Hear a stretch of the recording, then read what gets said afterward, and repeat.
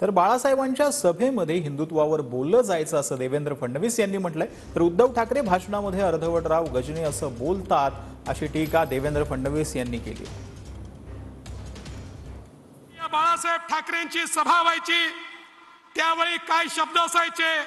शिवशाहीचा भगवा झेंडा, देशाला हिंदुस्तान म्हणा, कडवट हिंदू यांनी वाट लावली। त्या ठिकाणी काँग्रेसवाले ठोले, शिवरायांचे मावळे, आदर्श असे अनेक शब्द आम्हाला ऐकायला मिळायचे। आता आम्हाला काय ऐकायला मिळतं?